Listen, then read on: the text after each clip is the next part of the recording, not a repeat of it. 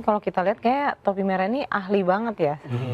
Emang latar belakang pendidikannya apa nih kalau boleh Nah, tahu? kebetulan saya dulu pernah kuliah Hah? di Universitas Diponegoro. Tapi Oh. saya tidak menyelesaikan kuliah itu. Nah, di sini itu hanya 35%. Oh. Similar Oh, ke kemiripan. Berarti 35% mirip dari 35% mirip. Tapi hanya Ya. 35%. Kemarin juga ada miskonsepsi dari Pak Andi Azwan di Rakyat Bersuara itu terkait retina face dan arc face ini. Nah, bisa dilihat di sini untuk mendeteksi banyak wajahnya itu menggunakan retina face. Nah, untuk jadi Artinya tidak memenuhi syarat untuk disebut mirip dong. ya, kemiripan itu kita kan berdasarkan threshold.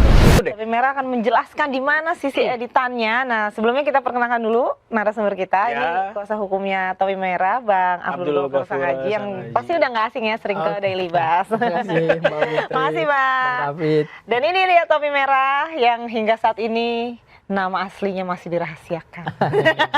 Masih misterius. Gimana, Fit? Langsung aja nih. Kita langsung aja kasih kesempatan buat Bung Topi Merah, kita panggil Bung ini, Bung Topi Merah untuk jelasin coba. Nanti kita bedah bareng-bareng deh gimana. Kita bareng-bareng. Silakan Bang. Oke, di sini disclaimer dulu ya, Kak. Jadi saya nggak ngomong Pak Andi Azwan itu ngedit atau apa kayak gitu. Nah, di sini saya ini untuk menguji klaim. Menguji klaim. klaimnya. Uji Ya. klaim. Ya, itu lebih Uji pas. klaim yang dikatakan Pak Andi Azwan terkait 72% kemiripan foto Pak Jokowi yang ada di ijazah dengan foto Pak Jokowi yang sekarang kayak gitu. Nah, di sini Pak Andi Azwan itu memakai yang namanya retina face dan arc face. Jadi saya jelaskan dulu ya di sini. Kemarin juga ada miskonsepsi dari Pak Andi Azwan di Rakyat Bersuara itu terkait retina face dan arc face ini. Jadi retina face itu dan arc face itu adalah dua algoritma yang digabungkan menjadi satu. Oke. Nah, kalau di pemrograman Python itu library-nya digabung jadi insight face gitu. Nah, insight face itu isinya retina yang untuk mendeteksi wajahnya, mendeteksi wajah doang itu bukan mengrekognisi atau mengkomparasi gitu. Terus ada yang namanya arc face juga. Ya. Nah, arc face. Di sini arc face bisa dilihat ya di situ arc face itu menggunakan vektor untuk perhitungannya. Nah, kalau misalkan yang diklaim Pak Andi Azwan itu kan arc face lebih powerful daripada FaceNet yang saya presentasikan. Ya, itu di situ. Nah, itu di sini juga tuh. Ya, di sini. Bisa lihat di Nah, layar. ada additive angular margin loss itu menggunakan perhitungan vektor kayak gitulah ya. Nah, ini takutnya kalau secara teknis kan jadi makin pusing ya. Iya. Ada rumus-rumus Ketemu gitu ya. lagi tuh begini-begini Ini. tuh ya. Nah, Ini lewat bahasa yang logaritma, lebih gini. Aduh, simpel apalagi. kali ya. Kita nggak paham. Ya, nah kalau FaceNet itu lebih ke triplet loss kayak gitu. Triplet loss itu yang loss yang ini. itu angkor positif negatif. Yang hijau itu. Ya, angkor itu gambarnya. Banyak data-datanya. Nah, untuk konsepnya sendiri arc face itu better atau lebih baik digunakan ketika mendeteksi banyak gambar dalam satu frame. Jadi untuk mengidentifikasi Oke. gitu. Sementara FaceNet itu lebih ke verifikasi. Jadi Oke. 1:1 gitu. Ini satu ya. Bukan langsung banyak kayak gitu. Nah, di sini bisa dilihat untuk algoritmanya. Mungkin bisa digeser lagi untuk yang foto klaimnya Pak Andi Azwan ya, yang ada di Rakyat Bersuara. Coba bisa di Foto klaimnya Pak Andi Azwan coba ditampilkan. Mau dianalisis juga. artinya kalau arc face tuh cocoknya buat ini ya, buat kayak foto Fitri di CCTV banyakan. Ya, misalkan kita berempat di foto. Banyakan. Nah, kayak gini nih banyakan. Ya, nah ini kayak gini. Nah, bisa dilihat di sini untuk mendeteksi banyak wajahnya itu menggunakan retina face. Nah, untuk mengkomparasikannya itu menggunakan arc face gitu. Jadi di sini terlihat seolah-olah fotonya Pak Jokowi itu mirip dengan foto Pak Jokowi yang sekarang dan Klaimnya ya. Klaimnya kayak gitu. Jadi ada keterangan wajah terpilih match 72% kayak gitu. Oke. Tingkat keakuratannya. Ya, akurasinya itu sangat tinggi. Padahal ketika saya tes ternyata nggak segitu tingginya kayak gitu. Berapa kalau yang Bisa digeser. geser lagi, guys. Ini dengan algoritma yang sama dan apa namanya coding yang sama gitu, bukan coding yang sama, lebih ke proses yang sama kayak gitu. Oh, proses yang sama ya, proses identifikasi yang sama. Ya, dengan arc face dan retina face. Nah, sementara di sini bisa dilihat agak buram ya karena foto screenshot. Nah, di sini itu hanya 35%. Oh, akurasinya kecil ya. 35% sama. Tadi katanya 72. Kalau misalkan kita bilang sama atau tidak, ini kan lebih ke similar ya. Similar itu kemiripan. Berarti 35% mirip dari 35% mirip. Tapi Ya. 35%. Sedangkan Ya. klaim dari Bang Andi Azwan 72% itu Ya. mirip.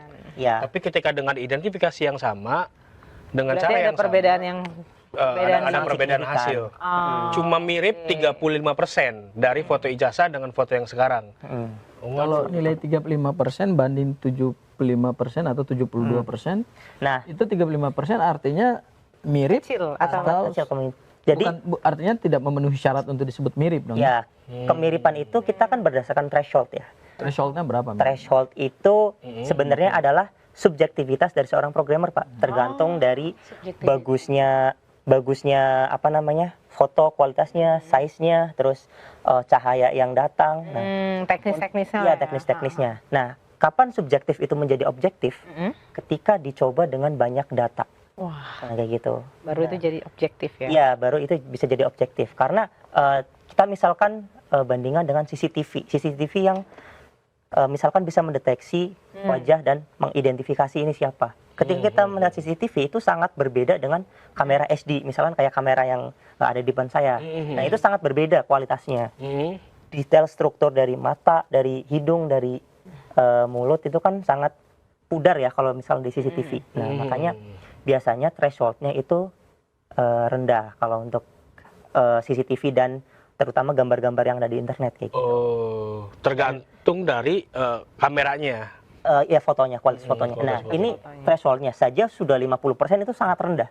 Itu aja belum bisa bypass, belum bisa melewatin threshold itu. Artinya bisa dikatakan sangat rendah kayak gitu.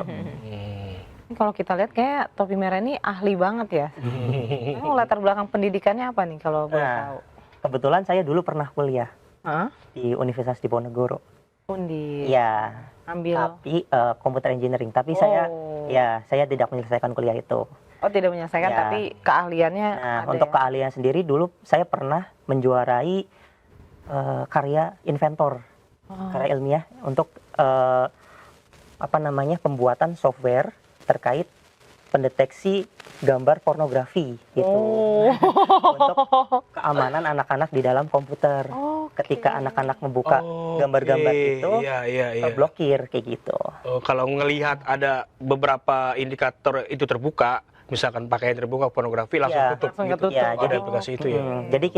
Jadi saya membaca data gambar yang masuk ke dalam komputer itu. Terus kita filter ketika ada yang indikasi ke arah pornografi. Nah, deteksinya juga sama, mirip-mirip seperti ini. Oke.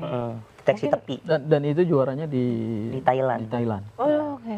Nah, kalau Bang Abdul Ghaffar sendiri awalnya gimana nih? Topi Merah gabung atau gimana awalnya? Enggak, saya sebenarnya Kenal. secara personal kan tidak kenal Topi Merah ya, Mbak Fitri ya, Mas Khalid ya.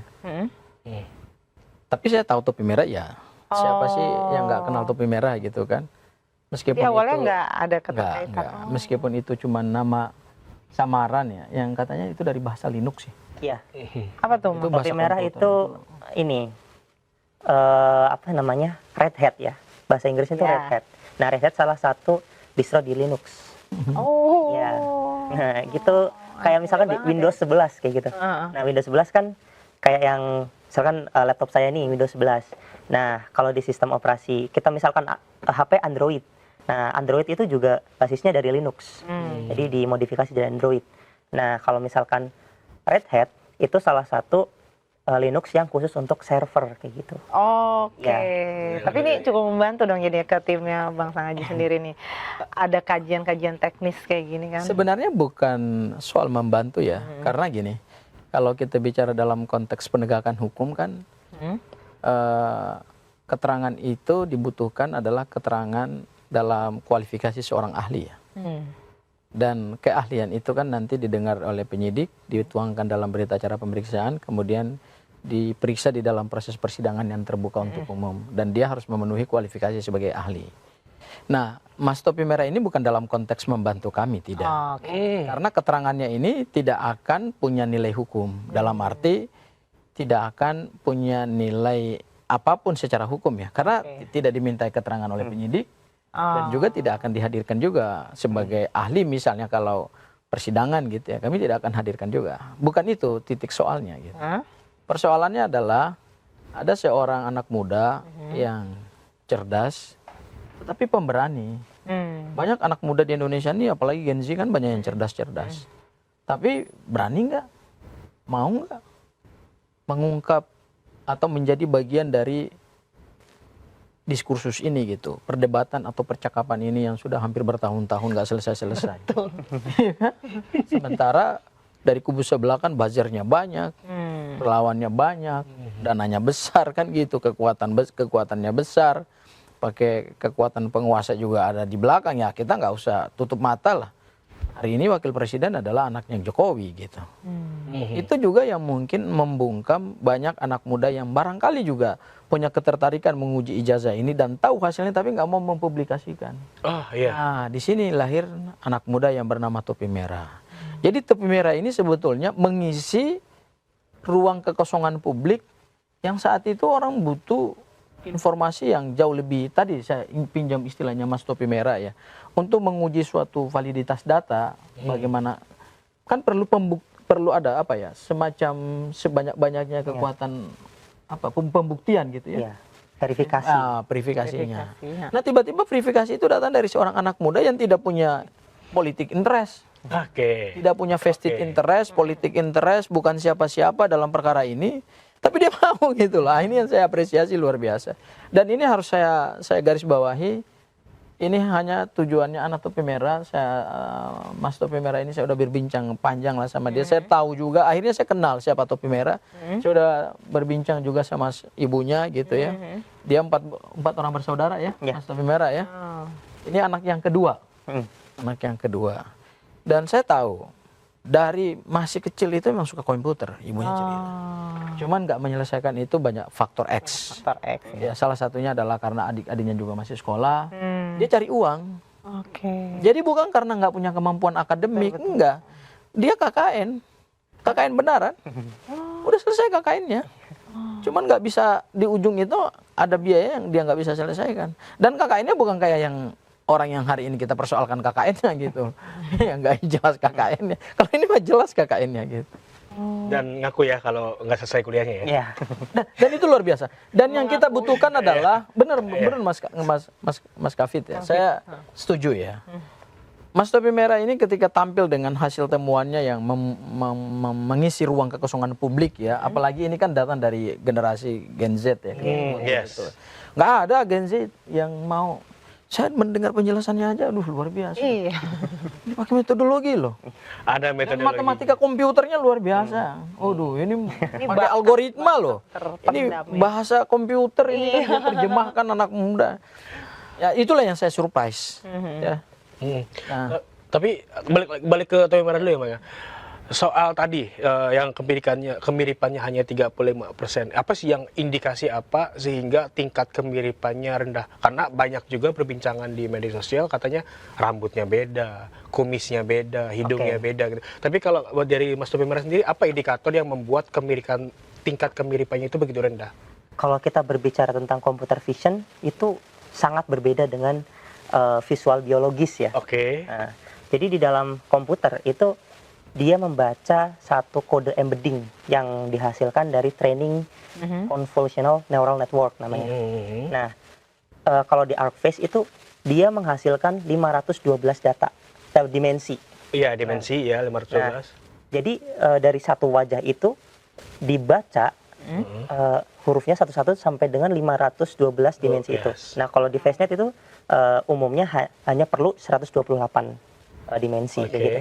Nah, ketika dimensi itu ada dua foto dengan dimensi yang mirip, entah itu arahnya atau jarak antar tetangganya lah ibaratnya, indeks 1, indeks 2 itu berapa, terus foto kedua indeks 1, indeks 2-nya berapa, kayak gitu berapa. Nah, itu diukur dengan beberapa metode juga. Ada Gaussian, ada Euclidean distance, sama Manhattan. Nah, jadi kita bukan berbicara tentang matanya mirip atau hidungnya mirip atau bibirnya mirip, tapi lebih ke seberapa dekat kemiripan antara data satu dengan data dua dari ini angka tadi kayak gitu. Gak sempet baca? Dengerin aja, klik icon text to speech di okezone.com.